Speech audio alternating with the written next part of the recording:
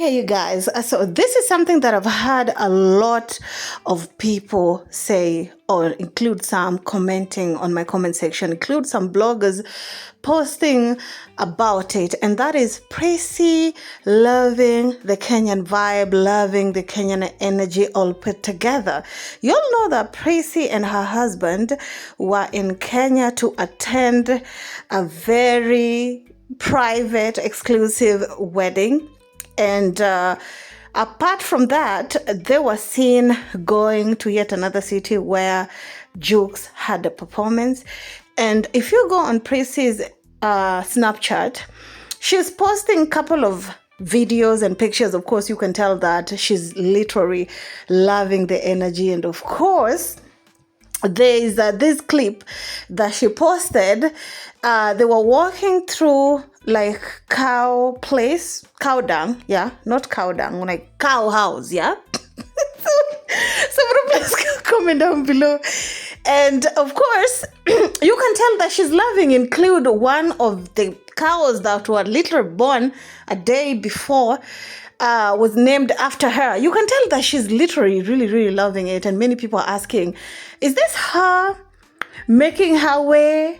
Is this her trying to, immigrate to Kenya? And of course, you can also tell that Jukes is loving, is hanging out with big boys, honey, having conversation, honey. When I talk about big boys, I mean real big boys in political worlds. Anyway, so Prissy posted something on her Insta story, not Insta story, on her Snapchat, which I'm going to read to you. And that kind of make me feel like, Prissy, baby girl, are you planning to bring your over here? Because honey, you're welcome over here. We're all about good vibes, baby. If you're not being appreciated over there, you're always welcome over here. She posted, somebody, of course, from Kenya. You all know that she has been receiving a lot of love from Kenya. Somebody posted saying in a quote, "Much love to Kenya," and Prissy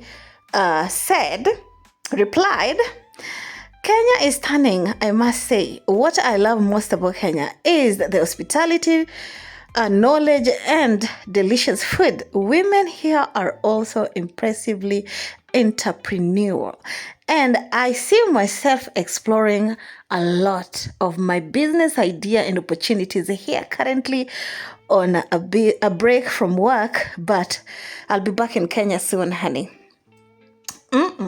Tell me how you feel about it down in the comment section. I mean, Prissy, Kenya and Tanzania is not that far, honey. You can come anytime you feel like. Anyway, so let's go on to the next topic. On to our next topic. So you remember the interview that Jukes did of where he talked about not wanting a lot of baby mamas. That is something he has never seen himself as. Well, there are some blogs who are going in on him saying that he's throwing shades at Diamond Platnumz. Let me tell you something.